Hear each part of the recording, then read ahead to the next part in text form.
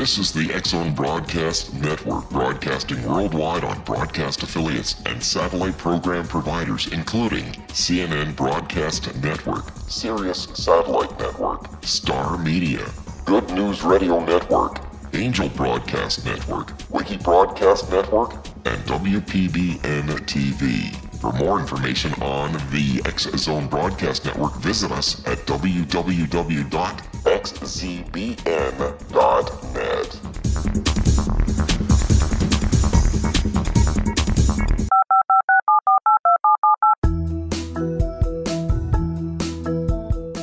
Did you know that when you're on the road with limited data or Wi-Fi, you can still listen to the X-Zone Radio Show with Rob McConnell, The Science of Magic with Gwilda Wiyaka, X-1, Dimension X, Space Patrol, and every minute of the X-Zone Broadcast Network by calling 213-401-0080, courtesy of Audio Now.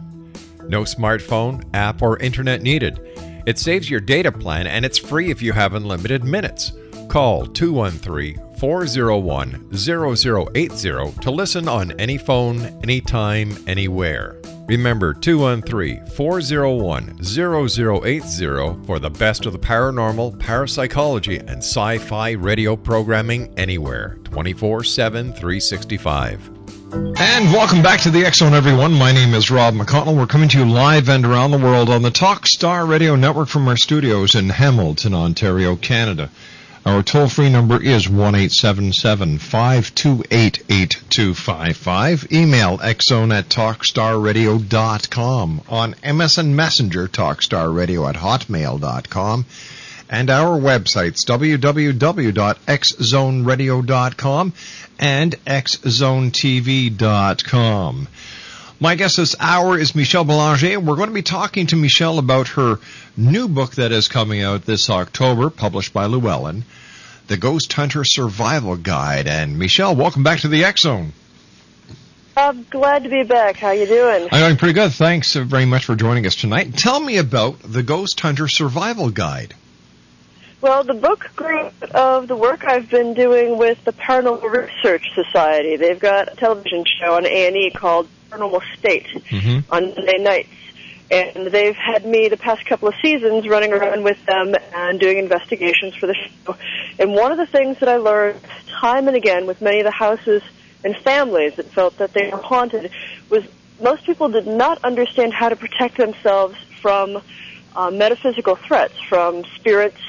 And there was a great deal of fear. Even if something wasn't actually a negative entity or a threatened entity, people were afraid because they didn't know how to assess a threat.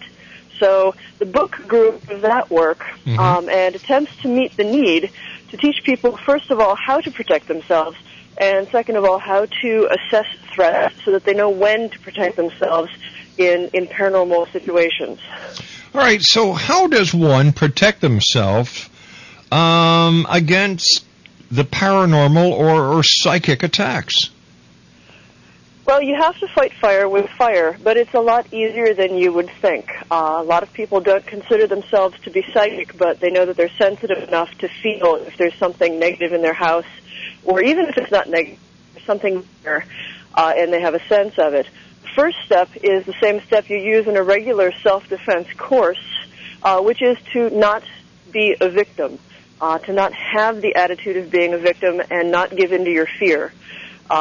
Predators of every stripe, be they ghosts or humans, really can sense fear and will have a tendency to prey on people who are afraid of them because they make easy targets. So the first step always is to not give in to your fear. The next things are techniques called shielding, grounding, centering, and they will seem a little bit like make-believe. They use techniques like creative visualization, imagining that you are surrounded by a bubble of white light, a shield. The symbol doesn't matter so much as the intent of having a barrier between you and the things that you don't want affecting you. But how many of these hauntings or psychic attacks are actually self-manifestations of a person's own psyche? There are certainly instances where people get themselves so worked up about what's going on that they experience symptoms. It is entirely possible. The mind is a tremendously complicated thing, and there is a lot of psychosomatic experiences we can have if we convince ourselves that we're sick. Sometimes we will start to feel symptoms. If somebody is really stressed out about even the possibility that their home might be haunted, they may begin to manifest symptoms, and those symptoms are nothing more than stress. Stand by, Michelle. You and I have to take a commercial break. We'll be back in 2 minutes. My name is Rob McConnell. This is the X Zone on Talkstar.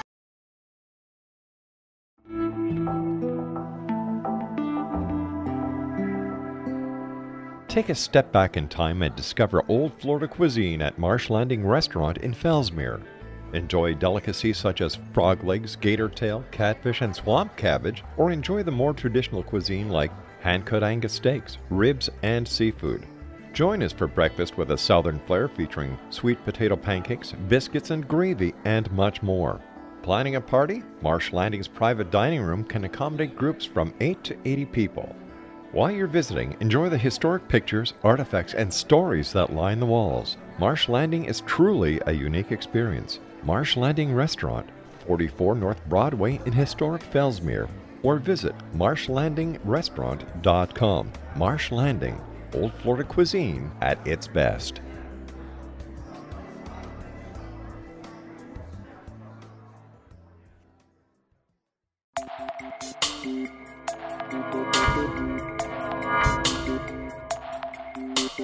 Are you interested in the paranormal, ghosts, UFOs, or psychic phenomenon? Join me, Tim Bartley, co-host of Talking to Spirits with Lightworkers Tim and Justina, coming mid-January 2017 to the XZBN. We will channel spirits live and talk to them, revealing all kinds of amazing information. Spiritual attachments will be found and removed on the show, and so much more. To find out when you can listen to Talking to Spirits with Lightworkers Tim and Justina, visit www.xzbn.net for listeners on both sides of the veil.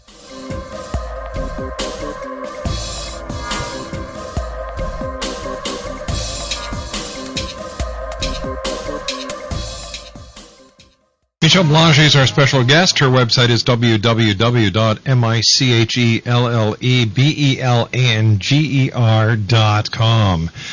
All right, Michelle. Excuse me. So, how do we know when it's a real haunting, if it's really a paranormal activity, or whether it's psychosomatic? One of the first things to do is to be as objective about the experiences as possible, to keep a log of experiences, and in that log to record what you are going into the experience with, how you feel. A lot of stuff can be built up by expectation.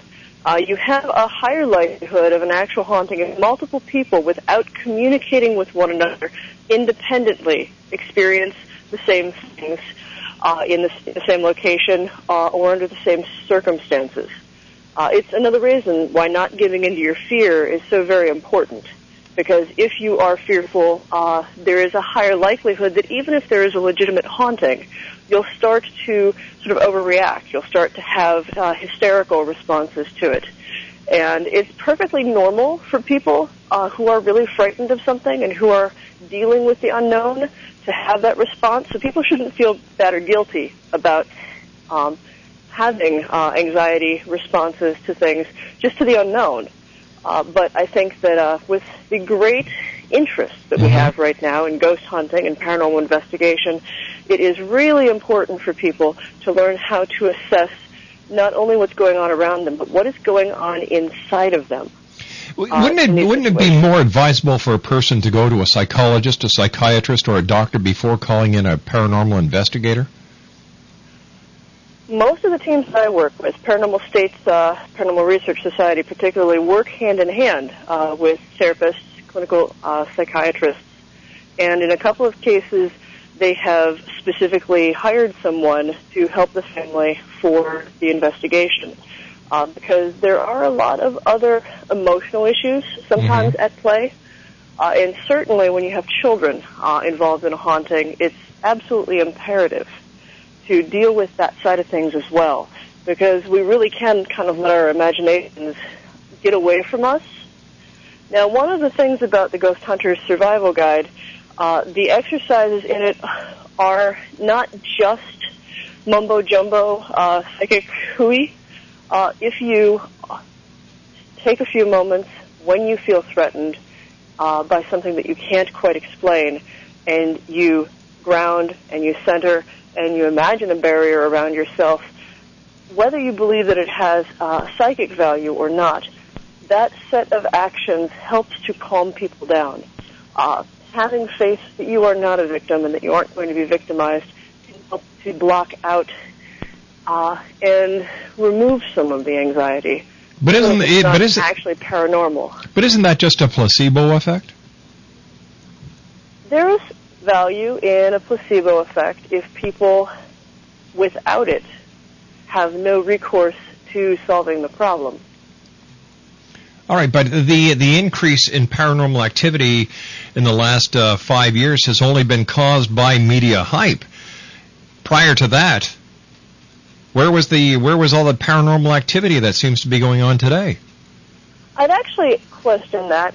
I wonder how much of it is reported more frequently now because a stigma has been removed from the amount of activity. Now, I'm right there with you in the fact that it's kind of gotten a little bit overdone. Everything is demonic, and it seems to be like everybody and their kid brother wants to do an exorcism or some nonsense like that. Not to say that there are not legitimate instances, but they are not nearly as widespread as would seem to be implied by the amount of stuff being reported. Well, it must be widespread because there's enough television shows, all coming out with all this mumbo jumbo, and you've got to admit that for all this paranormal activity to go on and being on so many different shows, you've got to wonder about the validity of all this stuff. Well, what I have found as I've become more known for doing the paranormal stuff, I have just random people confide in me. The girl at the check counter at the grocery store, my hairdresser, the guy working on my car. When they recognize me from the show, they all have a story that they never felt comfortable telling anybody else about an experience. So we're looking at two things that are happening simultaneously. There is a lot of media hype for paranormal experiences, and that media hype can lead especially suggestible people to report and even legitimately feel like they are experiencing something when really it's just their imagination. But at the same time, a tremendous number of people have had experiences that they could not explain. Well, just because they can't explain it, Michelle, just because they can't explain it doesn't mean it's paranormal. Well, it depends on the definition of paranormal at that point, I suppose. I think the most commonly reported paranormal experience is the death announcing dream, where someone wakes up at night and feels that they have had a family member appear to them, either in a dream or in the room, and the person says goodbye. The experience is noteworthy enough that the person pays attention to what time it is, and rolls over, goes back to sleep. And then a day or several days later, they find that person passed away at about that same time. It's a very common human experience. So the question is it the person's ghost that comes to say goodbye? Is it premonition on the part of the dreamer, the sleeper who has the experience? Is it telepathy? All of these things are in the realm of, well, if not the paranormal, at least the not as well known or as well understood as we'd like it to be, I think. Well, I understand that, but I still think that there's a lot that science has yet to establish. Now, we know that ESP is real. We know that telekinesis is real. That's nothing to do with the paranormal. We know that a poltergeist has nothing to do with the paranormal at all, that it is part telekinesis of an agent who is usually a young child going through puberty. Oh, goodness. Actually, we're just using it. We're using the same word with two different meanings. I'm talking about similar things. Poltergeist being something that's usually caused by a nexus, an individual. And, yeah, I think that all of these things, what would be a better word? Paranormal, psychic? That there are extraordinary experiences that people are reporting, psychic experiences, interactions with spirits, communication from beyond the grave, or even a tremendous number of the hauntings that I've investigated end up being just residual stuff, emotions that people have left on a place, or like a stamp, almost like a fingerprint of an experience, a tremendously traumatic experience. Then why is it then, Michelle, that certain people can go into a place that is allegedly haunted and have absolutely no encounters whatsoever, and then you get a person who is of a different psychological ability or believes in the haunting of the place, and they will have these paranormal experiences. Now, if the paranormal experience is real, wouldn't the person who doesn't believe in them have the same experience that the believer would have? Not necessarily. I think Why not? Some of the people who are very firmly convinced that these things don't exist simply don't have as refined a perception of them. If I'm not wearing my glasses or my contact lenses, I can't really read the screen in front of me at my computer. But you will see the computer screen in front of you. You may not be able to determine what the text is, but you know the screen is there. And I will say that just about everybody has had the experience where they've walked into a room after two people were arguing. The people aren't arguing anymore, and they're not even in the room, but you can still feel the tension on the air. We actually respond to these psychic impressions in our daily lives on a regular basis, but it's actually such a natural part of our way of interacting with the world that we never stop to think about where the information's coming from. Most of us simply respond to it. I would say that somebody who's not going to have the extraordinary paranormal experience in a haunted place simply will decide that there's just something dark or icky about that house. There's just something about the atmosphere that's off. They won't attribute it to something paranormal. They will find a reason to explain away the perception, but they're going to have the perception anyway. So is that a logical person who does that, or a person who embellishes fantasy? Well, I think we certainly do have a lot of people who embellish on fantasy. There's a local gal here who, honest to God, changed her name to Clairvoyant. Runs around and knocks on people's doors to tell them in great purple prose of all the expansive ghosts that she can see lingering around their houses. And unfortunately, people clairvoyant. Well, that lady needs all the skeptics raise their eyebrows. That's the kind of lady who needs some special kind of jewelry on her wrist called handcuffs. There are levels that are a little too much. Oh, goodness. I mean, just frequent a forum online that has anything to do with psychic abilities or the paranormal. And, again, there will be at least, for every real person on there, there will be 15 people who will give you a reading over the Internet and be absolutely convinced of the veracity of what they're telling you, while they just sort of pull stuff out of their bums.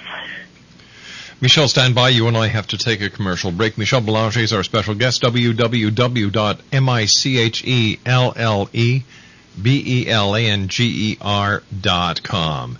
Still to come on tonight's show, we have Patty Freeman. She's going to be joining me on in the next hour. We're going to be talking about hypnosis and how it works with the world of the paranormal, as well as people who have had, or claim to have had, is a better way of putting it, alien abductions. That's still to come on tonight's show. If you'd like to give us a call, 1-877-528-8255. That is toll-free throughout the U.S., Canada, Alaska, and Hawaii. You can always send an email to xzone@talkstarradio.com, on MSN Messenger, talkstarradio@hotmail.com, and our websites, www.xzoneradio.com and xzonetv.com. My name is Rob McConnell. I'll be back on the other side of this news break as we continue live and around the world on the Talkstar Radio Network from our studios in Hamilton, Ontario, Canada. This is the X-Zone Broadcast Network, broadcasting worldwide on broadcast affiliates and satellite program providers, including CNN Broadcast Network, Sirius Satellite Network, Star Media, Good News Radio Network, Angel Broadcast Network, Wiki Broadcast Network, and WPBN TV. For more information on the X Zone Broadcast Network, visit us at www.xzbn.net.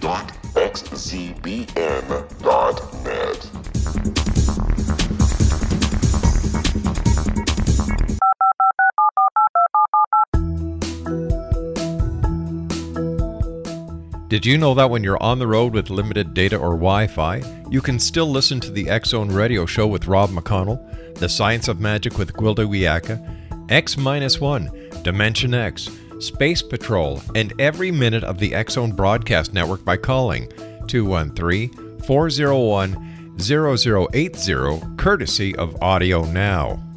No smartphone, app, or internet needed. It saves your data plan and it's free if you have unlimited minutes.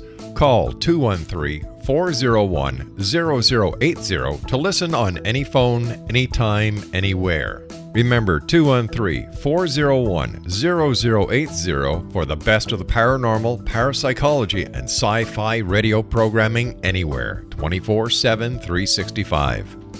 Michel Belanger is our special guest, www.michelbelanger.com. And we're talking about ghosts and Michel's new book. When it comes to ghosts and you know that side of what people like to call the paranormal, what is the criteria or what's the difference between a ghost and a spirit? Typically, I use the definition for a ghost, a human, intelligent remnant, something that was human and lingers and will respond intelligently. So it was a person, and it responds in many respects just like a person. It still has human emotions. It tends to be very attached to its previous life. How can we tell? I'm sorry. How can we tell that a ghost has emotions? Generally, in the way in which it responds. Now, that is going to presume that you accept that some people seem to be able to communicate with them, at least better than others, or if it responds intelligently to people's requests for it to do things in the home. Such as? Move an object, make a noise, flicker the lights. It is occasionally very frustrating to stand and say, okay, so if you hear me, would you do blah, blah, blah? You know, make a noise, move this door. But couldn't that be telekinesis by the people that are inside that room at the time? I would say that there's a possibility, but I have worked with fewer people who were capable of that level of telekinesis than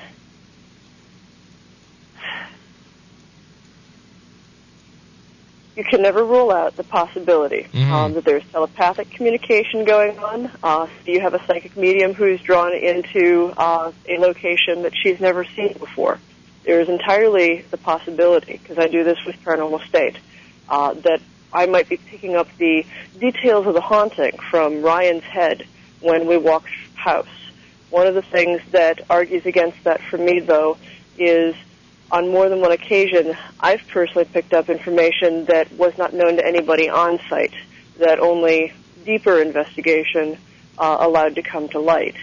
So it becomes a very hazy territory when you're trying to figure out if it's actually a spirit, something that lives beyond physical death, or simply human agencies.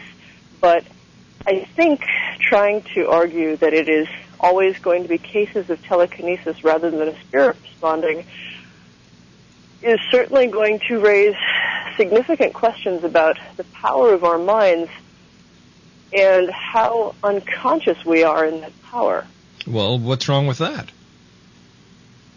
Don't you? I think that would be a worthwhile investigation.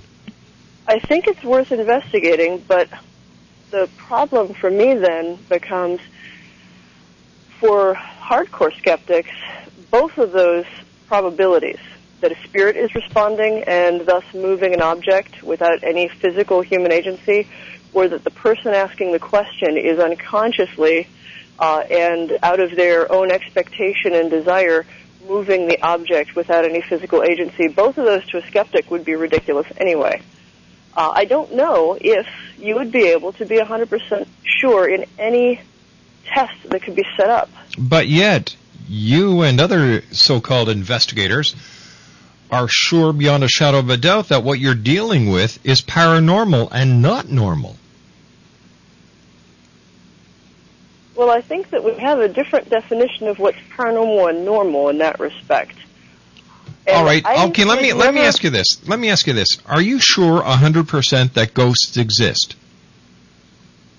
It is my belief that they do, but I don't think that there's a way to be 100% sure about anything. And I think that the problem that we're running into here is I think that it is wrong for anybody who claims to have psychic abilities or who claims to have experiences of this to say that it is absolute truth beyond the shadow of a doubt.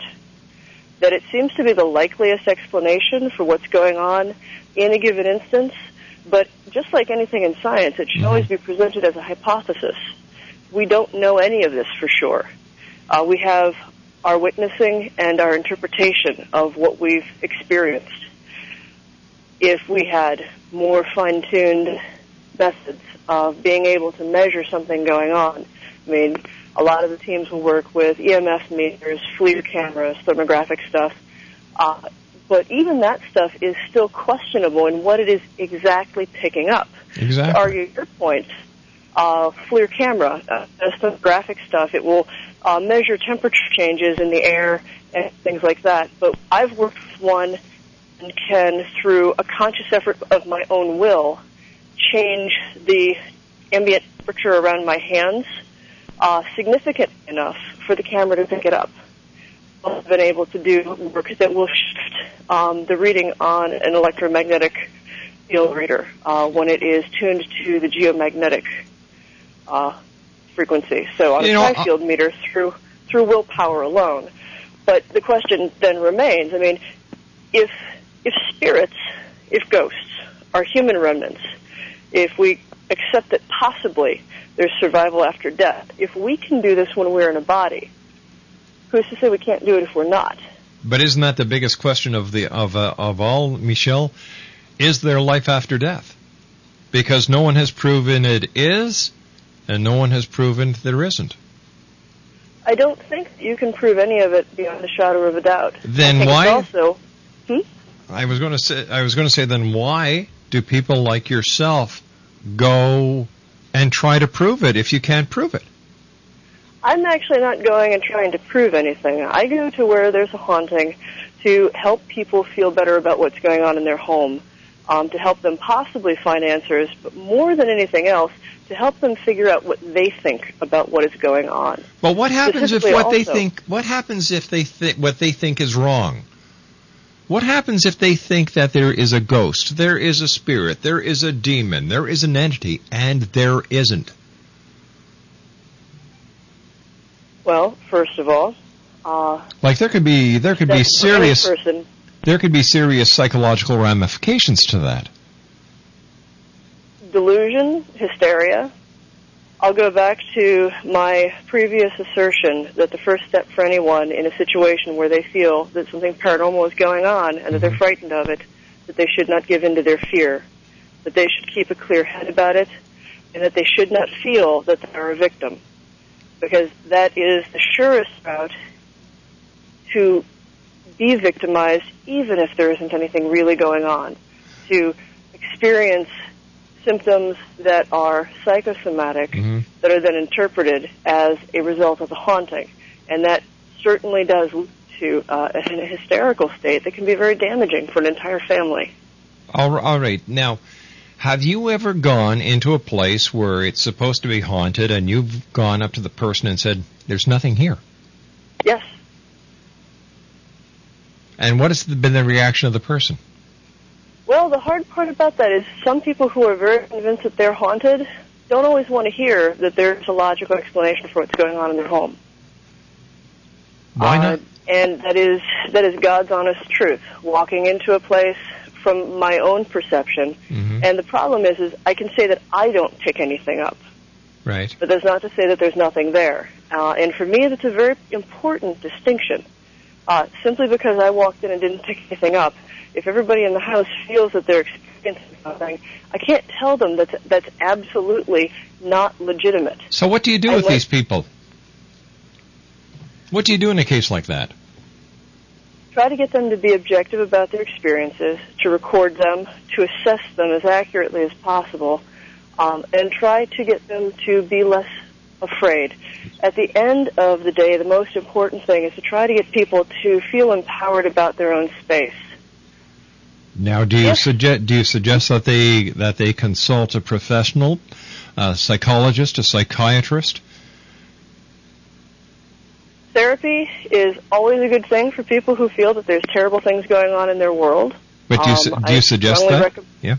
Yeah, I recommend for people to look into that as an option. Mm-hmm. If they are religious people, to consult with their priest or the person who happens to be the authority figure of their particular religious system. And I think that both of those two things should go hand in hand, a practical approach from therapy and psychology, but also, if the family is religious, a religious approach as well, because psychology doesn't always have answers that make people feel completely happy. So what are we supposed to do? Make these people happy, or to try to help them to see the reality of their situation? Well, you're arguing that there's no way to know what is the real situation. No, that's not my argument at all. Once again, I'll go right back to the point I was making before, that if somebody calls in a so-called paranormal investigator because they believe that there is something in their house, the paranormal investigator, to make them feel better, agrees with them that there's something in their house. Now, are we not opening the door to more harm than good? And do you think that the paranormal investigator, whoever it is, should be held responsible for any problems that this family incurs based on their consultation? Most paranormal investigators go in, well, it actually will depend. There are those that come in with more of a skeptical mindset and will use more technology to measure whether or not there's something going on there. We'll call this the sci-fi ghost hunters model, where their actual aim is to go in to debunk that there is something going on. Mm-hmm. They'll use a variety of technology to measure and test to see if there's something going on, as well as a lot of cameras around the house to see if you've got, say, rats or mice. And at the end of the investigation, they'll present the findings that debunk what has been reported by the family, but then allow for the possibility that, say, their cameras picked up something that they can't explain. Okay, and then you've got the other side of the spectrum that will go in, and the majority of the evidence will support the haunting, leaving the same amount of space left for the skeptics that there could be a rational explanation. Am I right? Yeah. Okay, so you've got two different sides looking at the same problem, both coming away with different results. I think the best paranormal investigation team takes it from both perspectives, brings to bear all the technology that they have at their disposal, and also brings in the possibility of people who are sensitive, who can do a reading on the house, mm-hmm. Or can do a reading on the family. But one of the things that I think is often overlooked with people who work as psychic mediums and this sort of thing is exactly what you had said, that it is sometimes presented as if it is absolute fact, that this person walks in and gets an impression, and somehow that impression must be taken as gospel. I feel that the impressions of a psychic medium in a haunting like this is that those impressions at best are soft facts, that they can be proven with research.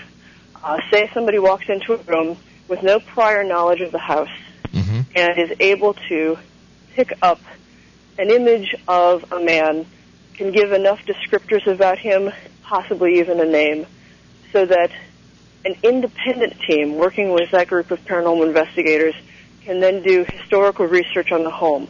If they find subsequently that there's somebody there who lived in the house, say, 100 years ago, who fits that description reasonably close, Not, within ballpark close, because I think that there are some times that people will get a little too hopeful. Mm-hmm. But if you can show that there's a likelihood that that impression was accurate, that's something that the family needs to find out about. At the end of the day, I don't think a team should say absolutely one way or the other to the family that they are or are not haunted, because even the technological stuff that we use to measure what may or may not be going on in a home, all of that is still uncertain science. Michelle, stand by. I've got to take my final break for this hour. Michelle Belanger is our guest.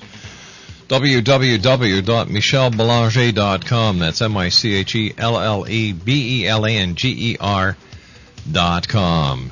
Coming up in the next hour, Patty Freeman, Hypnosis. That's the name of the game as the X Zone continues live and around the world from our studios in Hamilton, Ontario, Canada, right here on Talkstar. 19 Sergeant Central. 19 Sergeant check. Officers on the scene. Hi, I'm Larry Lawson, host of Paranormal Stakeout. With over 36 years in law enforcement, I have learned a few things. The most important is the proper gathering and preservation of evidence is vital to putting the bad guy behind bars. It's no different in the world of paranormal investigation. Whether it's the search for the afterlife, cryptozoology, UFOs, and extraterrestrials, how we gather the evidence, preserve that evidence, and present it to a jury of our peers will make the ultimate difference in proving the existence of worlds and entities that are beyond our imagination. Join me, Larry Lawson, every week on Paranormal Stakeout when, along with my guests, we'll take a journey to prove with indisputable evidence what man has struggled to believe for centuries. Go to xzbn.net for the broadcast schedule and check me out at paranormalstakeout.com.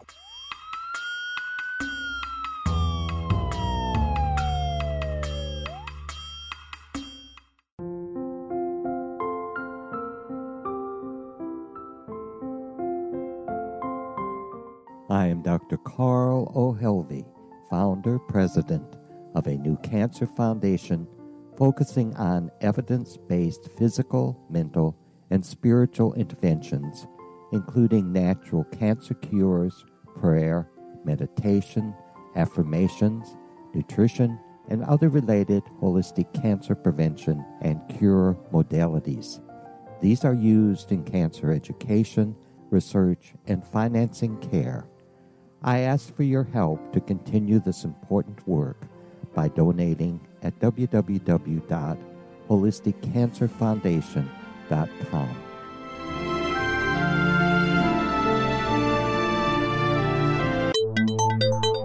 You're listening to the X Zone Broadcast Network, www.xzbn.net. Michelle Belanger is our guest this hour, www.michellebelanger.com. That's Michellebelanger.com. Michelle, tell me, on any of the shows that you've done on television, have any of these shows actually showed the viewing audience that there's actually nothing going on within the house? I know that a couple of the investigations I've done with Paranormal State, we did not think that there was anything going on there. And did those segments air? We did not put any part of, made up stuff on that. When we don't get anything, we don't make stuff up. But were those shows aired? To my knowledge, yeah. I mean, we just did one that will be in the next season, and I do not know how things end up, like when it's going to air, and I can't talk, unfortunately, a great deal about the details of it. But I walked in, and I'm like, I got nothing, guys. I mean, I'm not picking anything up. I don't feel that there's a haunting here.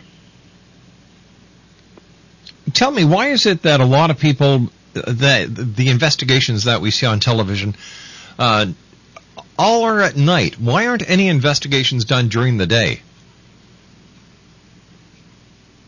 Personally, I think one show started it partly for the spooky value.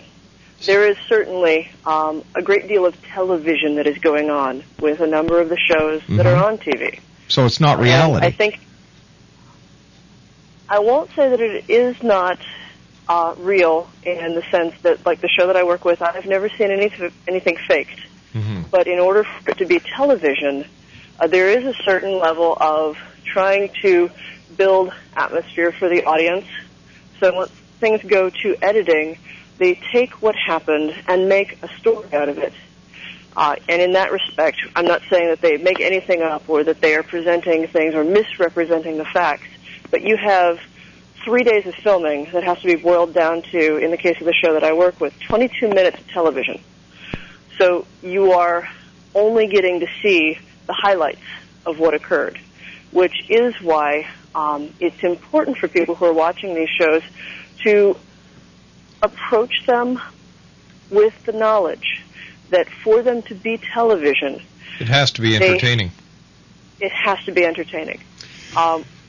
Whether it's being misleading or not, I leave it to the audience to determine from show to show. Michelle, we've just run out of time. There are some that I'm not too thrilled with.